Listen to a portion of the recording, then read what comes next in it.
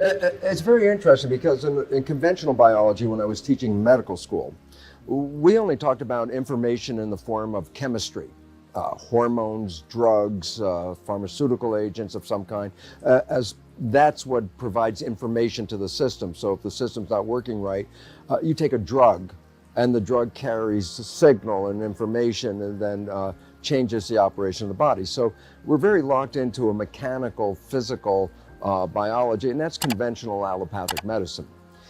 In recent years, there's the rise of a new kind of medicine. It's called energy medicine. And the significance is that we find now that there's a very sound physical and biological understanding of the role of energy and vibration in medicine. So it's interesting because this is not relatively new. I mean, chiropractic got off the ground in 1895 because D.D. Palmer started to emphasize the nature of vibration and tone as part of the system, talking about when the system's out of alignment, you interfere with the vibration and tone, and so adjustments of the skeletal system would bring it back. That was in 1895. Over the years, more and more information started to come about the nature of vibration and what we call resonance, harmonic resonance. And what was really interesting is, I think it was about 20 years ago, there's a physicist by the name of McClare, University of London. And he said, okay, look, we're very clear now. Information can be carried by chemistry, and information can be carried by vibration. And his question was, would there be a preference of one form of information over the other? So what he did was an assessment of trying to compare the relative effectiveness of using a chemical for information or vibration. The results were amazing and astounding for this reason. Number one, when we talk about chemistry and we bring a drug into the body, the drug to work has to bind to something and have a chemical reaction. Well, when we go back to our days in high school when we all were playing with chemistry sets, you might remember that when we added chemicals in a test tube and you held onto the test tube got very hot and warm. Well, in the nature of physics, heat is called dissipated energy or wasted energy. So what they started to recognize, and McClare emphasized very specifically, was this. If I use a chemical to carry a signal, and I say that there's 100% energy of signal in a chemical, and I say then I make a chemical reaction, but then I have to subtract the energy of the reaction. It's a thermochemical reaction. So I said, well, what do you mean subtract the energy? I said, well, the heat that comes off is energy that was being carried but is not being used for information. It's just part of a chemical reaction, heat of reaction. Well, it turns out 98 to 99% of the energy carried in a physical molecule is lost in the form of heat. So if I say, okay, I have a chemical carrying 100% information, it goes into the body, has a chemical reaction to pass that information, then I say 98 to 99% of that energy available for information was wasted as heat. So a chemical reaction carries anywhere from 1% to at most about 2% of the energy is transferred as information, a loss of 98% or more of the energy, okay? He compared that to, what if I send energy via vibrational signature, sound or electromagnetic field or light? I say, these are vibrational energies. I say, if you're passing a signal with a vibrational energy, how much of that energy is lost in the reaction? Virtually none. So if I say, okay, now I'm going to compare the effectiveness of a chemical signal and an energy signal, and the results are very simple. The chemical signal passes 1% information. The energy signal passes nearly 100% of the information. So the first conclusion was energy is 100 times more efficient in sending an informational signal than our chemical signal. So given the choice of, do you want to do a chemical reaction or an energy healing, you get 100 times more efficiency from the energy healing. That's right off. So McClare really concluded, he said, given the option, we must recognize the truth that resonant information, vibrational information, is profoundly more efficient in sending information. And also there's a second character as well. How fast does it take the information to get to from the source to the destination? Well, chemicals have to move through fluid. So let's say I measure how fast does a chemical move in one foot.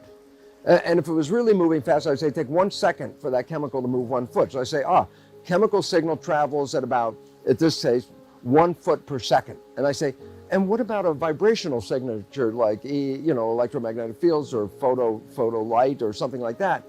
That travels at 186,000 miles per hour, or per second, 186,000 miles per second. So I said, well, which is more effective? A chemical going 1 foot in 1 second, or a vibrational signature going 186,000 miles in the very same second? The answer is, oh my gosh, it's profoundly faster. So then you look at the nature of biological systems which depend on signals for their survival. And if your survival is dependent on receiving a signal, interpreting a signal so you can make a response, I say, I could signal you with a chemical, or I could signal you with vibration.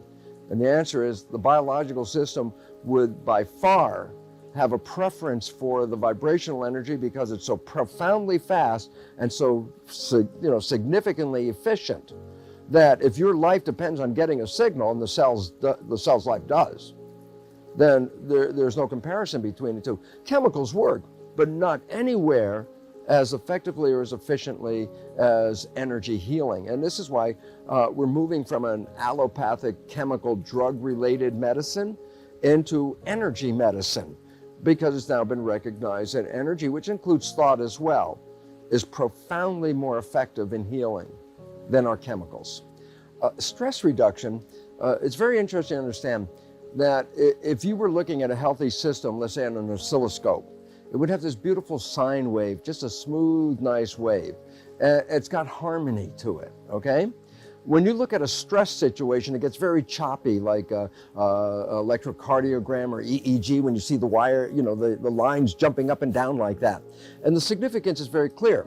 Harmony is health. Disharmony breaks down that health because it breaks down the harmony, okay?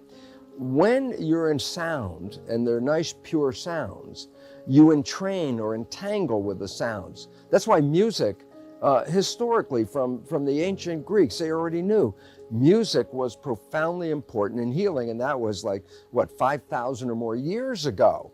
And they started to recognize that, well, we now know there's a reason why, and that is because their systems try to entrain with each other.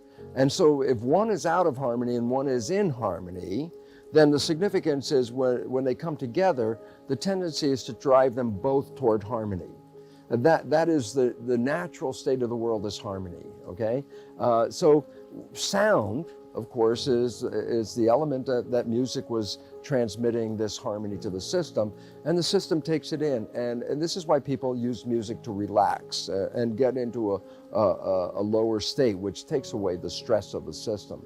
So just being in a sound shower field, you are going to entangle with that, and you're going to take it in, and the system loves to go toward harmony. It really tries to protect itself and wall off disharmony. But if there's harmony available, the system opens to it because it seeks harmony. So that's one level, okay? Stress reduction is very, very important to understand the nature of music, because it induces a more harmonic vibration throughout the body, and vibration is really the new understanding. And just so people have to know this, because there's been a change. Everything in our medicine world, conventional medicine, is based on Newtonian physics. This is the physics and understanding of the universe that emphasizes the mechanical material universe and doesn't really give any credit to the invisible realm. And this is why an allopathic medicine is so preoccupied with physical things, because that's the nature of that kind of physics. But in 1925, a new physics was introduced. It didn't get rid of Newtonian physics, that's still there. But the new physics, quantum physics, is a much bigger science. So Newtonian physics is a small compartment in a bigger understanding of the mechanisms of the universe. What quantum physics has brought in is that while we see a physical mechanical world, if you take apart that atom and you say, oh, here's the atom, this is the particle of the physical world, that was, in physics, the fundamental unit. That was always the bottom unit, the atom. As a matter of fact, the word atom from Greek means uncuttable, meaning you can't get smaller than that. Well, in 1895, they started to say, wait, there's something inside the atom. And they started to find electrons and protons and neutrons. That was the beginning. And then they finally said, well, okay, what's inside the electrons and the protons and the neutrons? And that's when the whole world physics went upside down, because they said these particles, electrons and protons, when they went inside, there was nothing physical inside. There were like miniature nano tornadoes, vortices of energy spinning, vibrating. Every atom is a vibrating source of energy. And so while we have the illusion that I can see you, you can see me, I tell the audience, you can't see me in the dark. And the significance is, why can I see you? Not because you're physical, but the light bounces off the energy and then is reflected back. I see a reflection of you. It appears to be like you're really physically there. You are there, but you're really there in energy, because every atom is energy. And if an atom is energy and molecules are made from atoms, molecules are energy. And molecules make cells. Well, cells are got to be energy, and cells make us.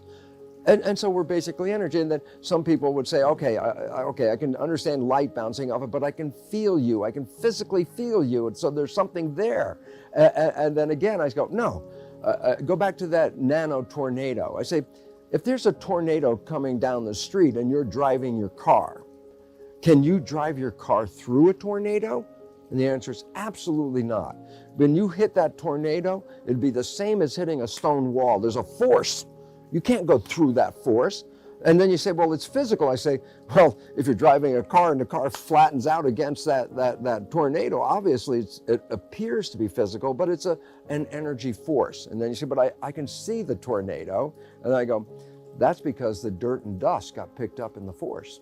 If you filter out the dirt and dust, a tornado could be right in front of your face and you never see it at all, unless you tried to put your hand through it, and then you would feel the resistance. Resistance feels like there's something physical. I'm pushing on it. But if you're pushing on a tornado, you're pushing on forces. You're not pushing on anything. So atoms are miniature tornadoes. They vibrate at frequencies. They have a force field, which gives them that character of being physical. They reflect light so I can see them. And lo and behold, the energy universe becomes what we see as the physical universe, except in truth, as quantum physics reveals, it's all energy. It's all vibration. And this is why the emphasis in more recent years is to de-emphasize the physical character and start to say, yeah, but how does energy communicate? Because if you are energy and you want to communicate with energy, how would you do it? And the answer is, with energy itself. Energy communicates with energy. And so vibrational frequencies and sound and light and electromagnetic fields, all these are forms of vibrational energy. That is the language that our atoms respond to, because they themselves are energy. Matter of fact, every atom gives off light and energy, and every atom absorbs light and energy. That's a fundamental law of physics. Now you say, okay, I'm creating a healing frequency, I'm creating a healing sound. And I say, yeah, of course, by the nature of atoms, when they're resonant, when they're in harmony, they will absorb the energy from that. And that's called, in physics term, it's an interference. The energy of the sound you make is interfering with the energy of the body, but there's two kinds of interference. One is called constructive interference, and one is called destructive interference. Constructive interference is what the sound shower produces, is energy that when coupling with the other energy enhances the energy. So two energies can come together, entangle, and become more powerful. But there's a destructive interference, which says two energies can come together and they cancel each other out. So there's no energy at all in the net result when you add it up. And both of them are necessary for healing, because sometimes you want to enhance something, and sometimes you want to bring down the vibration of something. So you use energy interference, which is fundamental to the new physics and fundamental to the new energy medicine. So what in the old days when they couldn't measure it, while they still couldn't measure it, you and I are quite aware, even if they couldn't measure it, the people had experiences with it. And then, but scientists don't accept a person's experience. They say, show me the number on the chart, you know. But now we have technology. Now we have new ways of looking at it. I can read the energy on the chart. We can see this. And this is why energy healing is rising in our civilization, because of its efficiency and effectiveness, and because of its ability to enhance energy.